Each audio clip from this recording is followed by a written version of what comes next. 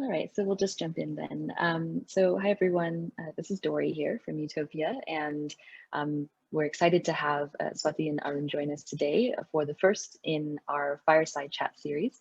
We're just really curious on what it looks like to peek under the hood of different urban ventures, and this is the opportunity to do so in quite informal, candid conversations with urban entrepreneurs from across Utopia's network, starting first in Kathmandu. So with that, I'll hand over to Swati. Thank you, Dory.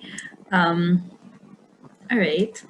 Welcome, everyone. It's a pleasure to welcome you all to the first in the series of Urban Fireside Conversations with Arun from Noxa.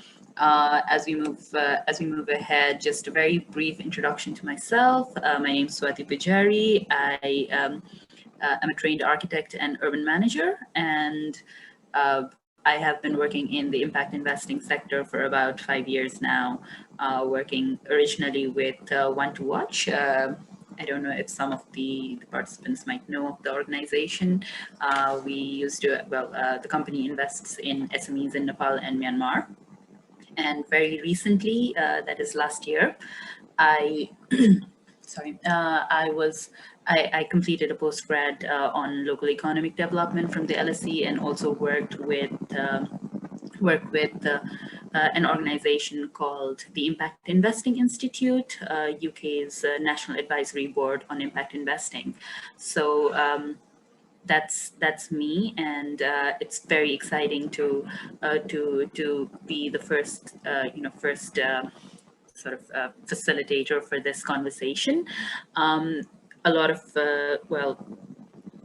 I am assuming that some of our participants here are from Kathmandu. They are based in Kathmandu, and as residents of Kathmandu, we all know how difficult it is for the public sector to meet the demands of urban services, and that's where we see a gap, and where urban startups from the private sector sort of come in.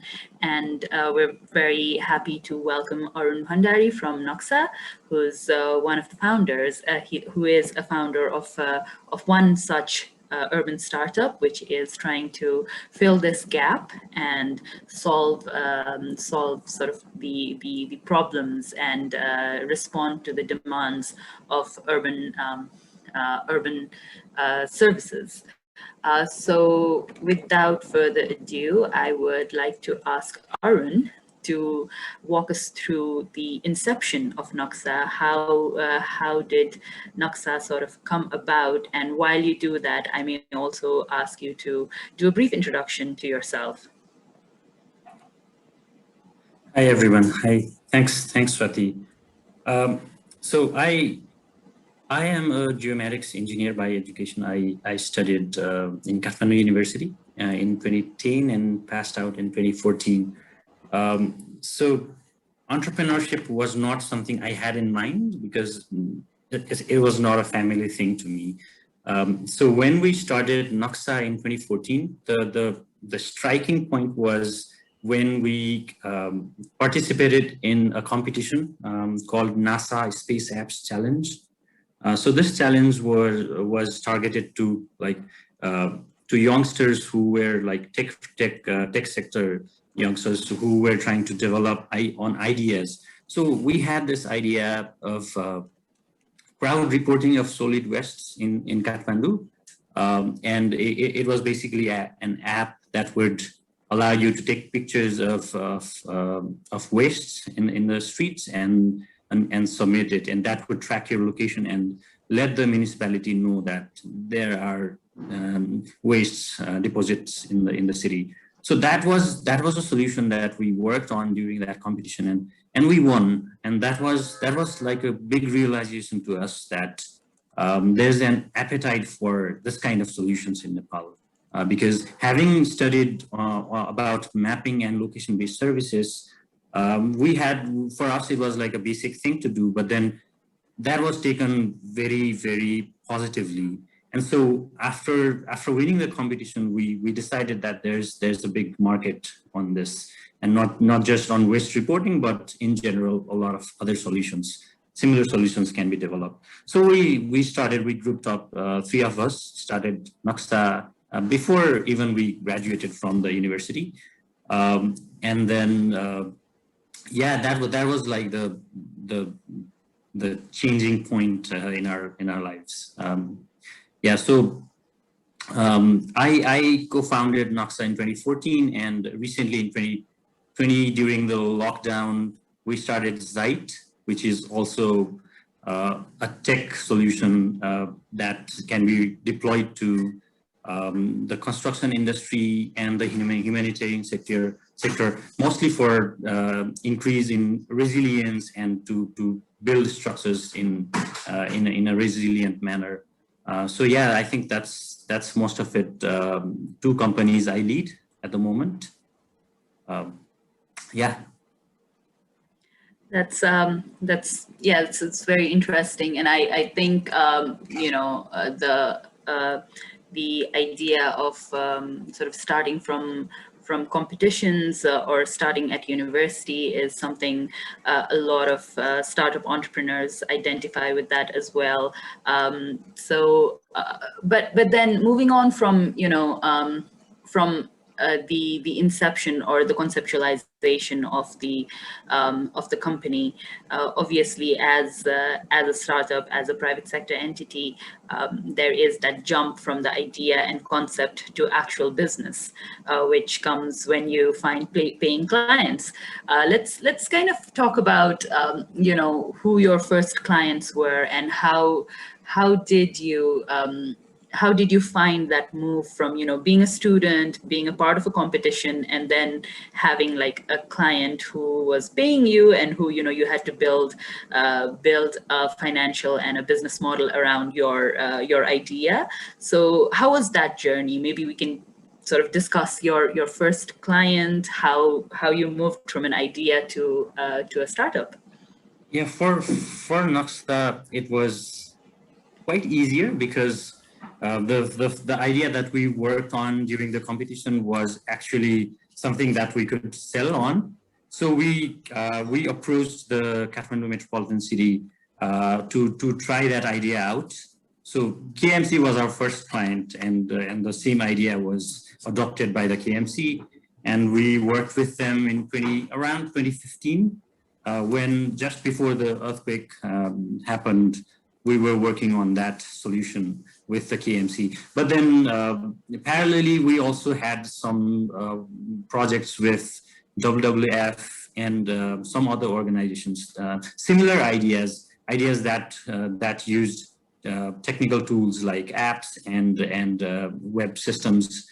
And generally, as the name suggests, Naxta is a Nepali name for maps. So we tend to like incorporate maps in all our solutions. So when there's this mapping aspect, a lot of people took that in a positive manner, and we were like this niche kind of startup that worked on maps. That was quite new at that time. So KMC was like the first client that we actually sold something to. And now when you look at your client base, what do you find? Do you find a lot of, you know, government organizations? Do you find a lot of public sector entities or NGOs? What do you think is a strong client base for the kind of solutions that you're selling? So it's a mixed clientele that we're working with. So we have a lot of government organizations that we work with. But then more than that, we are working a lot with the development sector. So bilateral organizations and INGOs mostly are open to these ideas that we come up with, and are willing to invest on things. So mostly working with INGOs in visualizing their impacts, project impacts, and then developing like solutions that can make their projects more effective. So a lot of INGOs and government as well, but then private sector as well. But not a lot, because we still have to figure out how we actually build something that can be used by a lot by the private sector. We've worked with some, but it's not a lot. Of course. And now that you've sort of touched upon the subject of the solutions you're providing, maybe you could elaborate on that and, you know, sort of walk us through how you're using technology, how you're using innovation to solve these problems. And if you could maybe give us a couple of examples that help us actually visualize and understand, you know, what the problem is and how you're solving these problems. Sure. So when I say we work on maps, it's mostly about having these web maps and mobile interfaces with that visualize something on the maps. A lot of our solutions tend to use map data for visualization and analysis. Like one of the examples was in Lalitpur 2 years back, we worked on a project to map out potential hazard zones. Like there are areas that can suffer flash floods during the monsoon. There are areas that are prone to other kinds of disasters, like narrow alleys and places that will suffer a lot when there's like a big earthquake, and needs like this evacuation routes predefined, and like petrol pumps that are extremely hazardous in case there's a blast or something. So we worked on this project to identify those hazard zones and map them out, and work with the municipal office to institutionalize those outputs so that there's a better preparedness inside the municipality as well as to the public. We have worked on similar, like after the 2015 earthquake, a lot of our focus shifted towards disasters, resilience, and better preparedness and response. So we've worked on ideas like mapping open spaces, for example. So we worked with IOM that works on displaced and migrant people. We worked with them to identify open spaces in Kathmandu Valley that can be used as shelters during big disasters. So we've identified like 83 open spaces that can be used as these shelters. We've also worked on other kinds of preparedness initiatives like slums in Kathmandu Valley. A lot of people do not, even the government does not have a good record of where these slums are and what is the statistics behind, like how many people are landless or living in these informal settlements. So we've mapped that, and that data has been handed over to the Ministry of Land Management. Similarly, we've worked on development of better construction supervision system in the context of post-earthquake reconstruction. So there was this big gap in building these houses resilient enough to be for the homeowners to apply for the government tranches. The grants provided for the government had to meet some of these criteria. So people in the rural areas didn't have a lot of resources to actually, or the knowledge to build their houses properly. So we worked on this technology with UNOPS, Nepal, and this was used across 23,000 houses in Nuwakot. So this tool was used, it was called FieldSight, that is now a global tool for UNOPS. It is being used across 20 countries in the world now, but it was piloted in Nepal, in Nuwakot.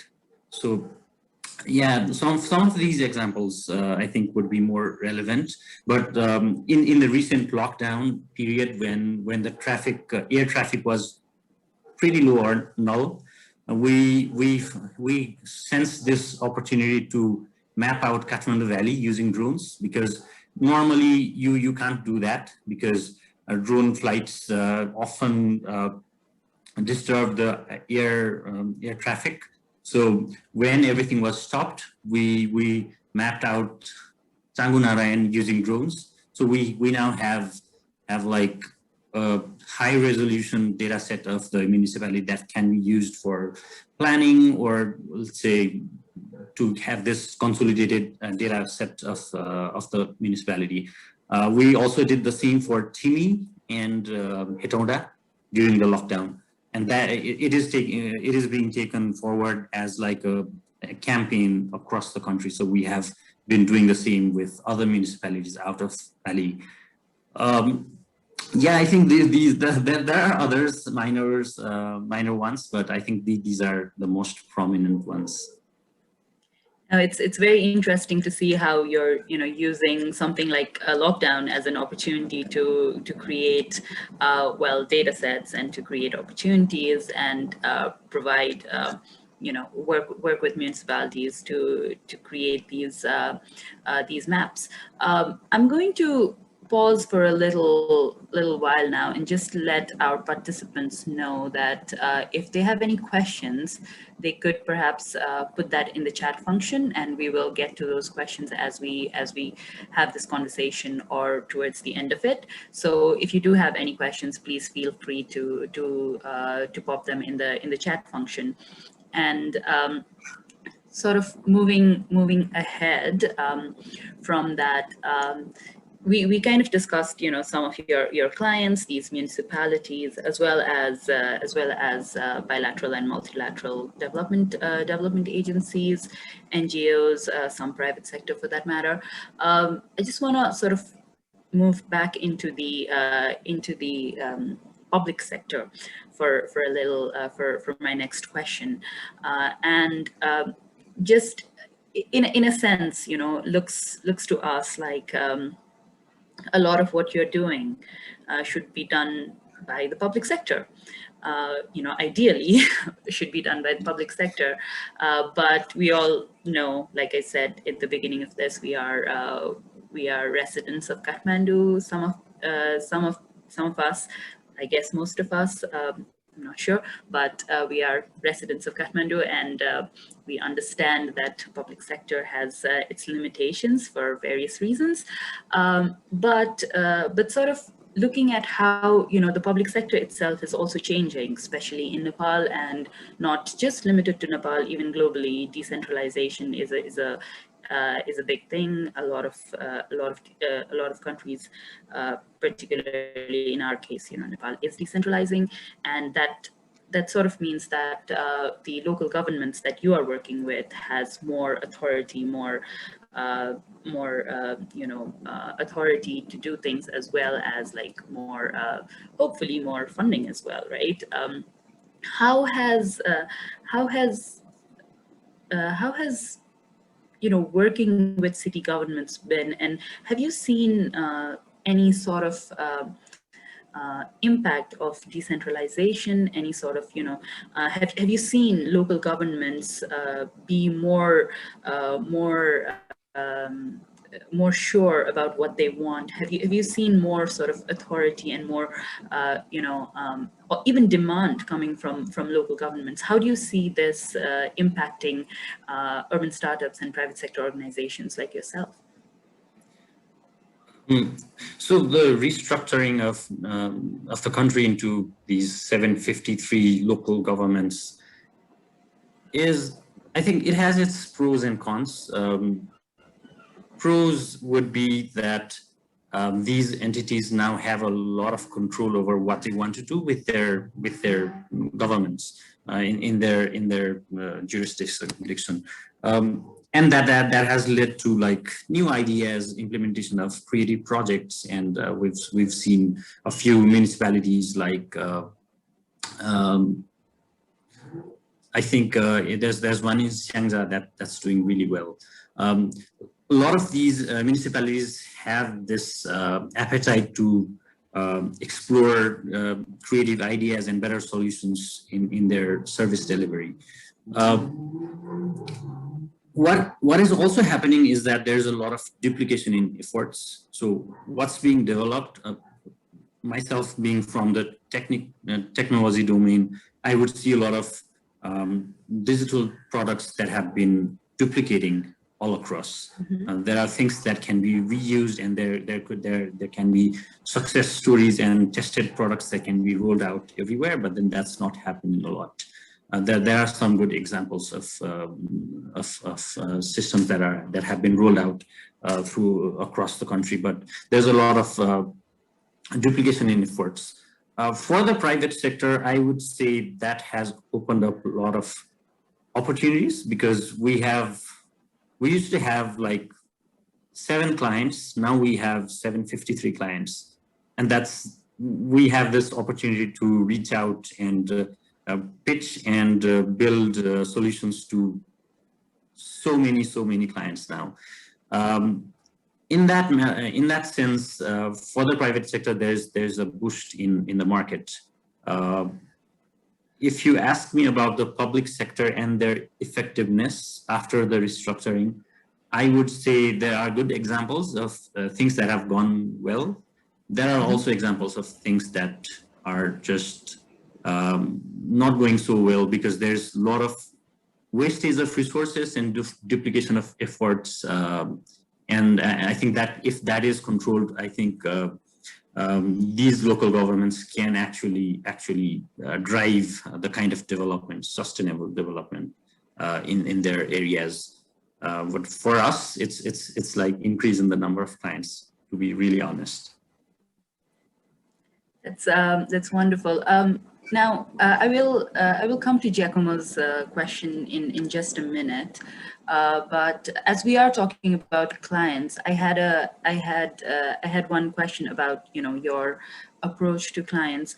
What is a typical sort of interaction you would have with your client, and also do you normally find yourself taking proposals to your clients, or do you find your clients coming to you, or opening up tenders or things like that? And how do you sort of source your clients, and what's a typical interaction you would have with your clients? So I think,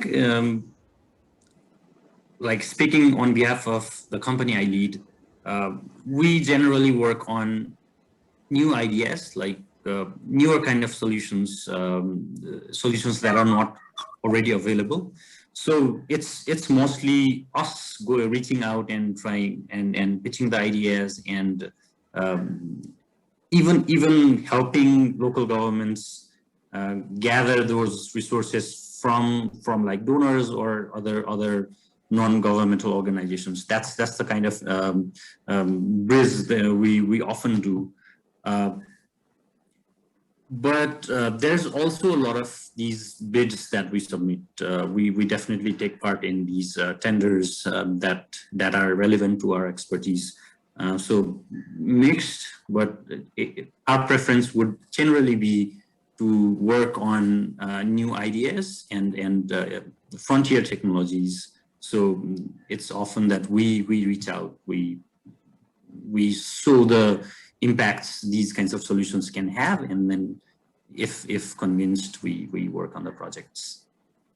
And how sort of iterative and co-creative do you think those processes are? Do you get a lot of input and reiterations and a lot of inputs from your clients, or do you basically submit a proposal? They say, yeah, all right, go ahead, we have the money to pay for this, and you create a solution?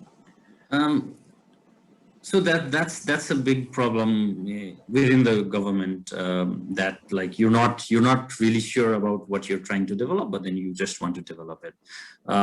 We have experience of that, but we try to engage a lot with them while designing these solutions. So it's not that we hand something out.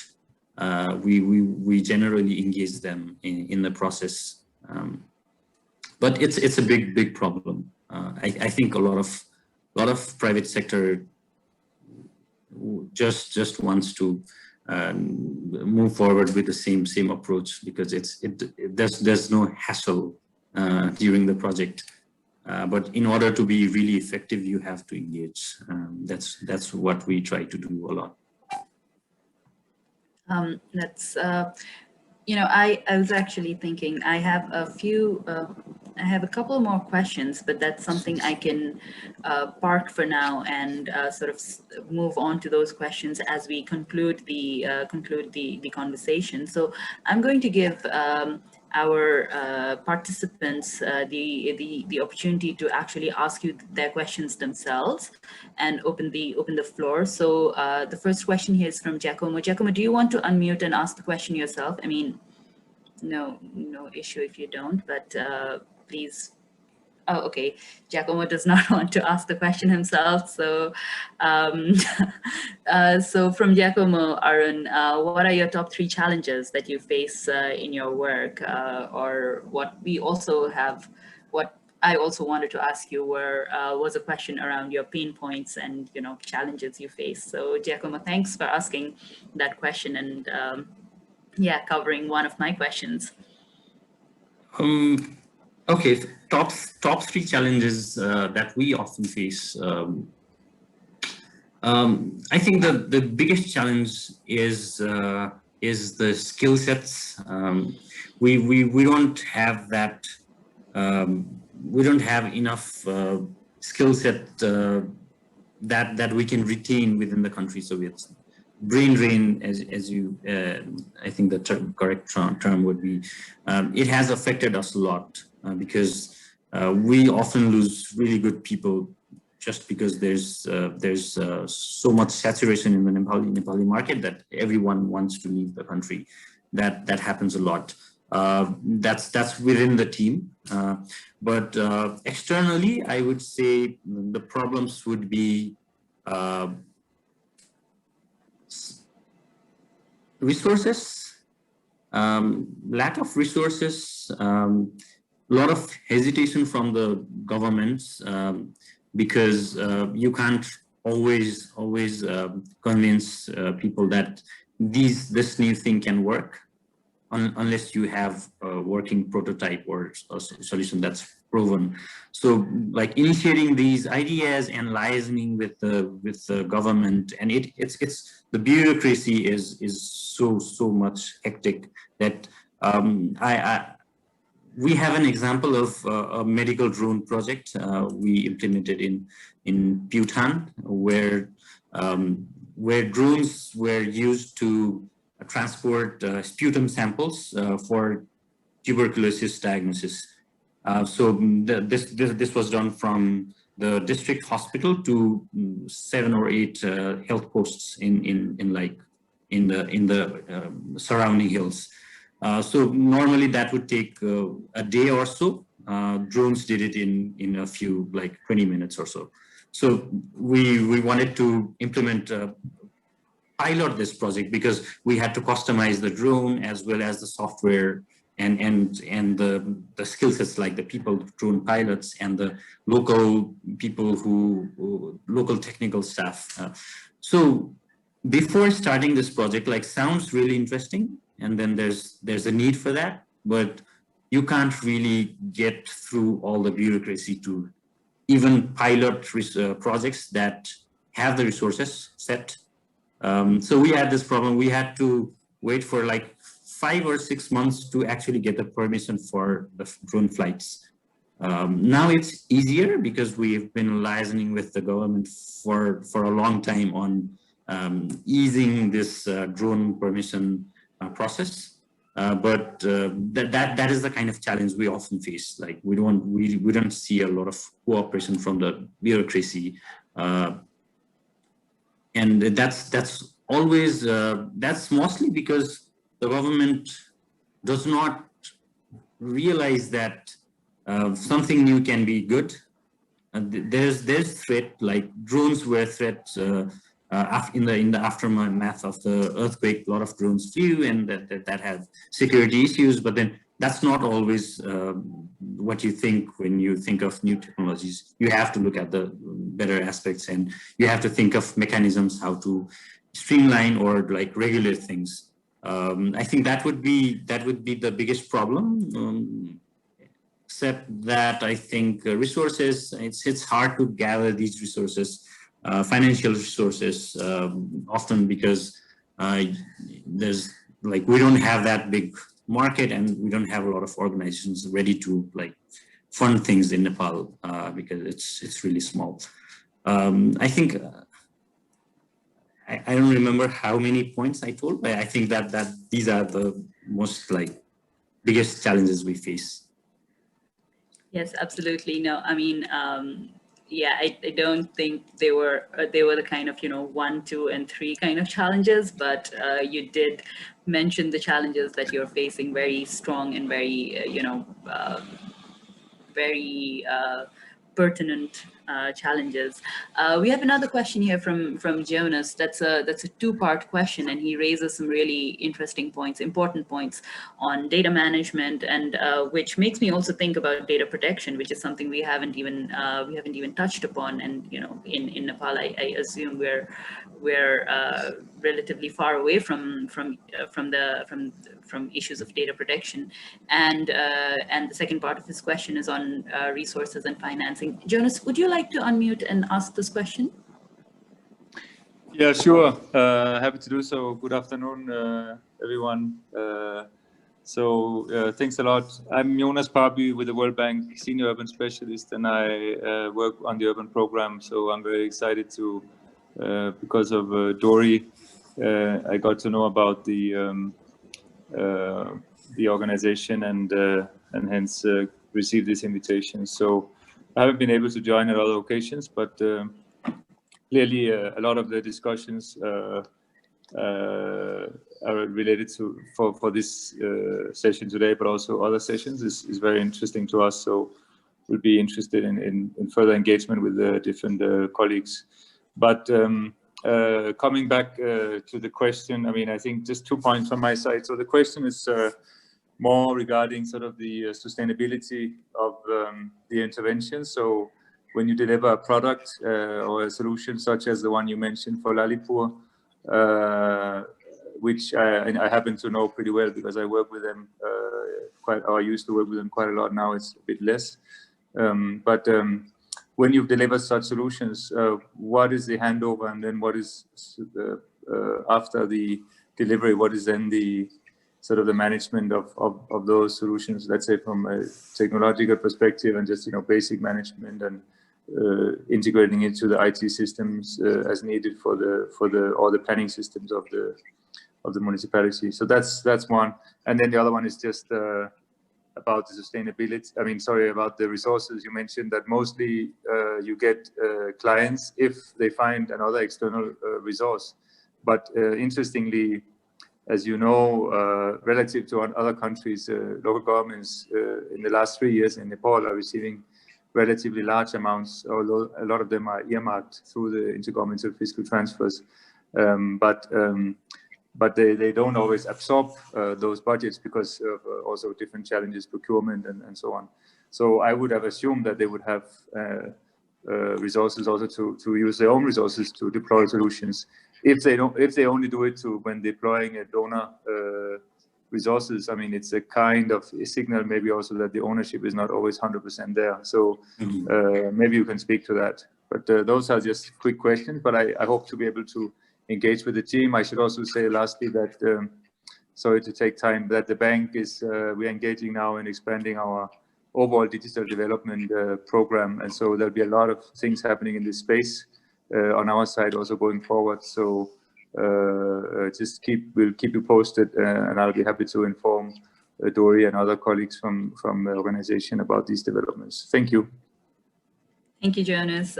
Over to you, Arun, and thank you also for explaining to us what we can expect in the future from your organization. Arun, over to you. Thank you, Jonas. I think you've raised two burning questions to me because so handover. In a lot of projects that we engage in is already part of a component of the project. So like if we develop systems, we have that component where we have to capacitate the local staff about its handling and maintenance. We also have like generally NACSA is like the technical partner to some other organization that supports these governments. So we have that in the framework. We have to do that. And with even though it's not effective because we train people, they stay there for a few months or like years, and then there's no one because they've been transferred, or like there's no handover, series of handover after that. So during the handover over of the project's systems in a specific, there's this handover component where we train people, train them on how to like manage them, maintain the products. But then it's not effective, as you've mentioned. Like people change, and then there's also no like good capacity already, because I think there's provision of IT officers in municipalities nowadays. There's some capacity now, but even that skill set is also not sufficient when it comes to like handling a whole set of systems. And these technical personnel are mostly busy with their regular workload, and very little focus is on like taking these solutions forward. So not effective, but then definitely we generally have these components of like handing things over, capacitating them, and we are mostly open to like providing support, unpaid support for a stretched period, because I mean, it's in the end it's all about effectiveness, not the what you hand over during the project period. So we try to do that. The second question, I think, was about resources. If local governments depend upon donor agencies for everything, systems don't become sustainable, or there's no ownership. That's true, because if you've spent the government budget on things, you have to take it forward, or you have to justify the effectiveness. I think that culture is starting now, that local governments actually spend their own resource on digital systems and ideas. For us, generally, it's not like a website or a mobile app or a regular service delivery system. We generally don't work on those kinds of like regular ideas. So I'm not sure how we can like. I'm not sure how resources would be allocated for these kinds of regular things, because there's always provisions of like these provision of budget for these solutions. But then for ideas like what we take forward to them, it's generally not a regular system, or like it's generally we try to pitch ideas that are more creative and innovative, and use of frontier technologies is most often what we try to do. So in that case, it's hard to match with the provisions of the government. So you don't have a component in the budget that would say like drone mapping of the municipality. So it's generally hard to make that arrangement. So you have to, the last resort is have someone else invest or like donate on that project. And then when there is a proof of concept, maybe someday we can institutionalize the same kind of approach or methodology in other municipalities. And in every fiscal year, like the government is also adapting to the learnings that have come from the previous years. So I think like for new ideas, you don't have those allocations in the budget. So it's hard to actually start using the government budget. But when it comes to regular systems and like ideas that have been proven in the past, I think there's like the tendency that government have the resources, and there's and then after resources are spent, there's also a sense of ownership on the same. If I answer that correctly or like convincingly. Well, Arun, I'm going to assume that you did, because we're also kind of running out of time, and I really want to ask the question that Neeraj has asked here, which links to stakeholder engagement, which is something I'm also really interested in knowing about, not just in terms of what happens when the information is generated, but also how are they engaged when you are in the project. So Neeraj, do you want to unmute and ask your question? Sure, thank you. Hello, everyone. So I'm very happy, as Swati mentioned, that Arun and your team has been doing the work that the government should be doing. So that's great. So I try to ask briefly. So my question is, maybe I don't know. I'm not sure if it's out of scope of your work. But as you mentioned, when you created a maps or collected data information and you hand over to the public agency, so then how they are available to public? Because as we know, these maps information data, they are very confusing or not very clear, or they are not very, even the maps are not very in a low resolution only available through the Google Maps and other information also. So how these information and maps are available to the public so that it can be helpful to the public. And the second question is when you generate this kind of data and maps, how locals, they are relevant to that information, are informed, or how they participate, how they are engaged, how they are, do you do from using drone and all these technologies only, or they can have some voice also? And as my research includes informal settlements, mainly in the Kathmandu. So there is the mapping of informal settlements, a very a controversial kind of issue, because mapping, when you have all information and maps, you have power. Information is power. So government has power that when you provide all the information about informal settlement to the government, but do informal settlers or the residents living there, do they know about it? Because it can influence their relationship with the government and their future plans also. So thank you. Okay, thank you, Neeraj. I'll start with the first question, or perhaps the second question. So the informal settlements mapping project that we did for the government of Nepal, it was identifying the slums and mapping the number of households in each slum.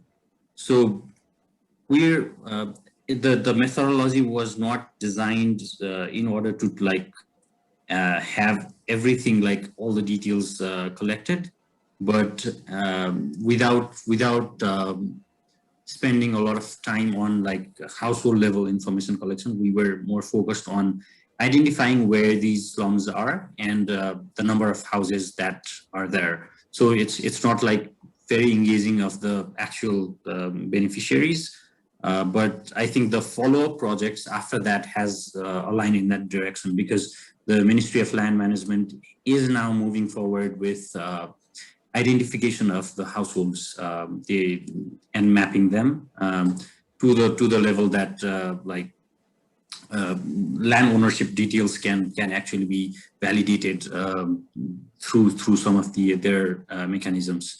They also, I think, recently have been working on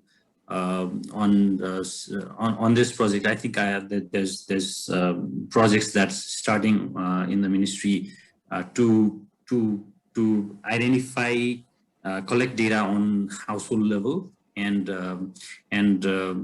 get a up-to-date statistics on the landless and the most vulnerable people in these slums. So I think the scope of what we did was not actually to deliver the things to the beneficiaries. So we don't have that high resolution maps of the land plots or the areas, slum areas. We have like the identified slums and their and the number of households, and they have been mapped through satellite images and ground data collection, but not extensively, because we just collected a GPS location of households. So that's I think the limitation of the project itself. But then there are follow-up projects that are being executed by the government. So I think if needed, I think for your research, you could perhaps contact the government land management, Ministry of Land Management. I think there should be data that we've handed over in the past. Moving forward to the first question on how these information or systems or data that we collect are actually being used by the community or the beneficiaries, and how we engage them in that process. I'd like to maybe give an example of a project that we have been working on. So so with WFP Nepal, we've been working on trails mapping project. So this project is interesting in the sense that we're working in the most remote geographies, like the higher hills of Sudur Paschim and Karnali. So in this district, so we have realized this big data gap, that in the times of emergencies, you can't actually figure out which way leads to what village. So you can't actually provide support to the villagers if there's an emergency, because you don't have that map data. You don't have the information on how to reach to that village. So to fill that gap, we are working on a trail mapping project. So we're literally walking through these remote trails and reaching out to these villages and mapping them, and also mapping the community infrastructure that are there. So in that process, I think getting back to your question on how that is being used or how the people are being engaged. So in that project, we actually did the project by training the local citizen on how to collect map data. So that kind of engagement would not only capacitate them or like contribute towards the sustainability of the project or the initiative itself, but also that capacity would help in the times of emergencies. So because we have the skilled manpower over there, and the output data that we create out of that project all goes open, because we contribute to OpenStreetMap, which is a open community, open platform where everyone can contribute and make use of the data. So generating data from the ground, engaging the local community members, and then having that data be shared across open platforms, actually, I think answers both of your questions on that. We try to engage with the community and things out. It also has like even though the digital data is shared across open platforms, we also have these outputs like printed maps and booklets that we hand out to the local municipalities, so that they actually can, for people who are not that tech savvy or literate digitally, I think they can make use of these outputs as well. So if I answered your question, there's another question from Yunus, I think. Yes, Art, I think for this next question, I think Utopia should be able to facilitate some of this. Yunus, I'm sure Dory and others and team would be happy to sort of facilitate this in March when this happens. But thank you so much for sharing this information with us. I appreciate that, 1 hour is not long enough to really get deep into all of these questions, these amazing questions that our participants here are asking. And we've had a really interesting set of questions come from the audience. And like I said, we have limited time, and we're not, and we do apologize if, we can't get really deep into all of these questions that you guys are asking.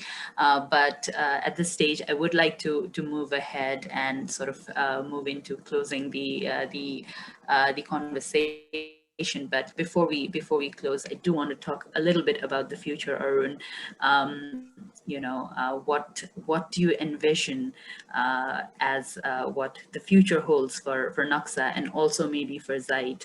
But beyond that, there's one question I really want to ask, which is what needs to happen for that future of Noxa and Zeit. So if you were in a position where you could make things happen, so if you were like the mayor of Kathmandu, what are the two absolute things that you would do in the next years to make that future happen for not just specifically for Noxa, but for the kind of urban entrepreneurs that you are representing here? So what does future hold, and what would you do as a mayor of Kathmandu to make that future happen?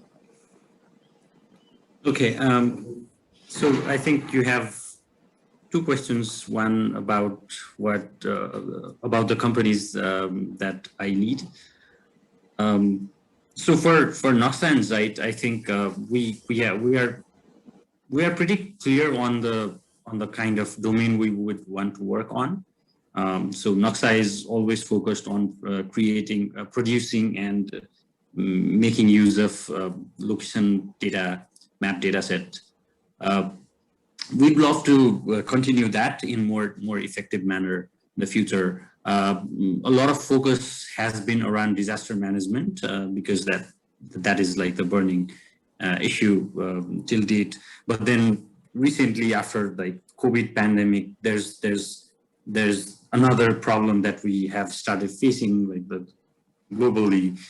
So health sector and agriculture is something that I would personally, and it's the same throughout the company, agriculture sector would be something that we would really love to work on. And with that, climate change and sustainable development is something that we are always trying to work on, but haven't been that effective. So change in focus, or perhaps diversifying the focus areas, not just in disaster or map data, but then use of map data for other sectors like health, agriculture, climate change is something that I would see the plan for Noxa. For Zeit, we are in the state of we are pretty in the initial state. So it's all about the future. Like there has just been the beginning, but we would want to work with construction industry because it's a tool that enables resilient development of structures. Because in the context of like post-corona, remote work has been more relevant than ever. So a tool that can enable remote monitoring and quality assurance is something that I think would be very relevant in this time. So Zeit would be mostly focused on construction industry, enabling remote monitoring. And then there's also a lot of data collection needs for the development sector, and that's one of our focus areas. So yeah, for Zeit, it would be a lot of piloting and testing out the tool across different contexts. The second question about what I would do if I were the mayor of Kathmandu, I think personally, having lived here for more than 2 decades, I think Kathmandu can be a well-managed city, but then there's a lack of coordination among the government entities. So if I were the mayor, the first thing I would do is try to formalize maybe a coordination committee across that would work to synchronize the government projects. So one of the biggest problems in Kathmandu is that we have duplication of the same work by different, not different, but then if we had some synchronization, we would not have potholes that are mended on time, but then you have KUKO digging out again. We have electric poles that need to be fixed, and like recently there's this electric lines that are being grounded, and then there are other projects that disturb that. So there's very little synchronization between the government projects, like organs of the government. If I were the mayor, I think that would be the first thing to try and see how you can actually synchronize these efforts so that there's less duplication of work and more like resources can be saved. So technically speaking, maybe like utility maps that can lay everything over and say like, this is the project of KUKL. So it's happening in 2 months. We should wait because we can do all this together when the ground is being dug. Maybe that, but like developing the coordination among organs of the government. Wonderful. Well, I suppose if you were going to do that, we would vote for you as mayor. And now I think we're a minute over the hour, so we are a bit over time. But what I would like to do is thank everyone who has attended today's session for joining us here today. It's been a very interesting conversation with you, Arun. Thank you so much for joining us, and for everyone else, I would like to encourage you to keep a lookout on Utopia's page, on Utopia's website, because they will be doing a series of these conversations, these fireside chats. And finally, do keep in touch. I'm sure Utopia would be happy to sort of continue these conversations with all of you. And lastly, for Jonas's question, please do get in touch with Utopia when you have these stakeholder meetings in March. Thank you so much for joining us, and hope you have a very lovely rest of the day and a lovely weekend. Bye, everyone.